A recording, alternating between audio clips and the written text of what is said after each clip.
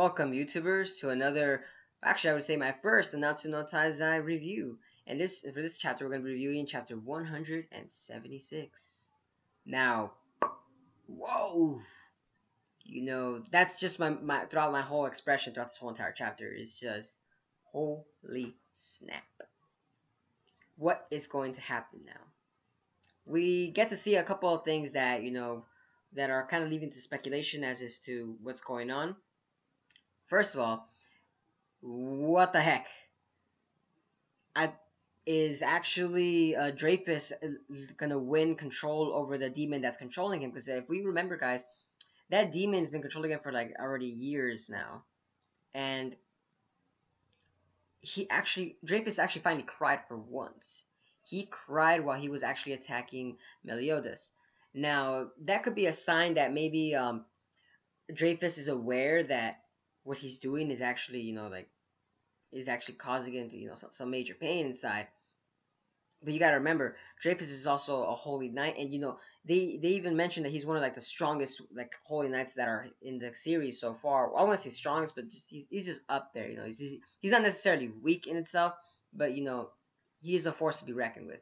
And now I'm actually thinking as if maybe in the upcoming chapters, Dreyfus will actually finally escape and help Meliodas out in the battle, just for like a split second maybe. And then, I don't know, the demon might be back. But that'll give enough chance for Meliodas to, I don't know, counterattack or escape or do something productive in the battle, Because, think about it, a little tear, that still says something, In the art of storytelling, detail is important, And that little detail itself is the little tear right there in itself has to be some part. That little teardrop can't just mean nothing, Now, Dreyfus, kind of rooting for him to come back on the good side as well, as because if you think about it, Dreyfus has one of the strongest magic powers. I think it was not canceled, but I forgot the name of his magic was called.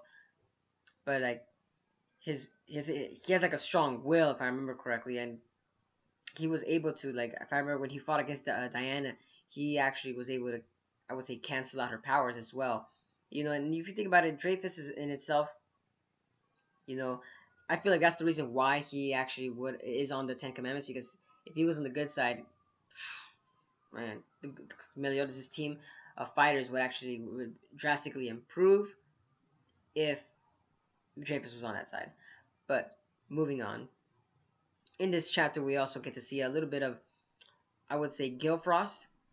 His character is a little strange. Now, if you guys remember him, Gilfrost has a certain ring that Gil Thunder saw. Maybe it has to do something with the Gil family, because I'm here wondering, Gil Thunder is the only one that kind of noticed the ring on Gilfrost, and you're here wondering what the heck is going on.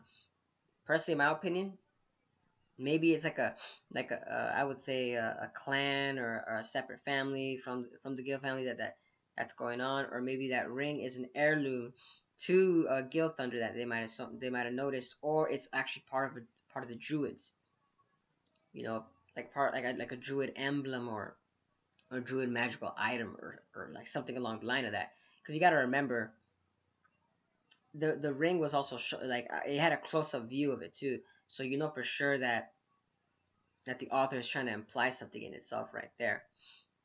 Now, Gilfrost himself, he's not necessarily weak also. It's just that he's just up against really major powerhouses, so you don't know what Gilfrost's abilities are as well. He has freezing abilities, teleportation, but there could be something else that he might be hiding as well that we don't know about. Maybe he has another magic that maybe that Gil Thunder might have hypothesized from that ring as well. But carrying on though, that in itself was I would say it's another story, because man, there's a lot of questions that are raising in this chapter.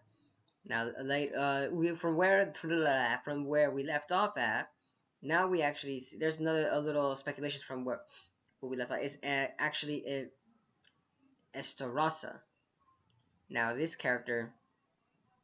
Now, what is going on? What is going on with this character? He is actually, like he canceled out Meliodas' revenge counter. Now I'm kind of concerned with the fact that why is this character now finally entering the battle fray when in the beginning of the whole not to say a whole entire series, but the introduction of these demons, he has been the one to, I would say, been in the shadows. I would say, like, he hasn't done anything whatsoever. But now that Meliodas came out, and he was actually looked like he was gonna turn the tide on the battlefield, he actually came out and actually canceled it. And now I'm here wondering that maybe this guy has the same powers as Meliodas, or maybe he's part of Meliodas. Like, there's theories out there that say that he's like Meliodas' like family member, or he's Meliodas' like actual, I would say, demon self, or they're part of like two of the same body. I'm in my opinion, what I probably think is that is probably Meliodas' demon self. Not, I wouldn't say demon self, but like I would say like one of his personalities. I would say like taken out from his body, because if you think about it, you got to remember his sword is able to split like clones off of him. So maybe if his sword actually like if it was fully awakened, kind of like the spirit spear from King when they release into their true form, I would say maybe that's what the sword did to Meliodas, and he separated one of his personalities out of his body, or something along the line of that as well. Because remember, Meliodas might still have another trick up his sleeve, and we never know what that sword can do. And that's my theory right there, that the sword actually was the cause of splitting up the personality and manifesting it into that body right there. Because remember, the picture that was shown in the beginning of the series was Esterasi right there. And you're here wondering, he's finally showing up.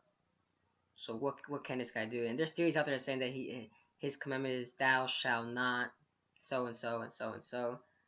And maybe maybe that's part of Meliodas' also abilities as well. But that's my 2 cents, because there's still a lot of, like, I would say, a lot of speculations, because there's not that much information also given out. The fact that there's just mostly teases in here.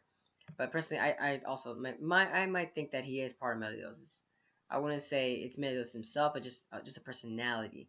That's what I think, because he's been kind of quiet, and he also said that he loved Meliodas, so maybe he loves him as like a, like, not to say family, but just like a platonic kind of thing right there, because this guy doesn't look like he's homosexual or anything.